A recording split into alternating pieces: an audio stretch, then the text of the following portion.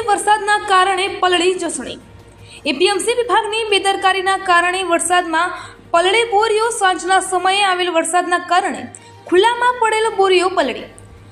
મગફળી, જીરું, વરિયાળી સહિતના જસણીની બોરીઓ પલળી। વરસાદમાં ખેડૂતો અને વેપારીઓને નુકસાન વેઠવાનો આવ્યો વારો। પ્રથમ વરસાદમાં જ દિયોદરમાં ઠેર ઠેર નીચાણવાળા વિસ્તારમાં ભરાયા વરસાદી પાણી। तो मेन मगफળી, रायडू, एरंडा, बाजरी, वरियाળી टोटल माल जो खुला पड़ा था एनी अंदर सीधो वरसाद खाबक्यो छे। वेपारीओ माल सीधी शक्या नहीं। हवे जे आ मालोनी अंदर एक एक धारो के मण दीठ 300 રૂપિયાનું नुकसान है અને नुकसान छतां माल नोखवानी कोई जग्या नहीं कि अमे माल हूकवी અને मिलों भराई शका। अत्यारे अमारी खराब हालत है। वरसादनी आगाहीने लईने मार्केट यार्ड द्वारा कोई तमने सूचना आपवामां आवी हती? सूचना आपवामां आई थी 14 तारीख, 15 तारीख में 16 तारीख, પણ એવી ખબર નથી કે આ 13 તારીખે આ વરસાદ અચાનક આવશે।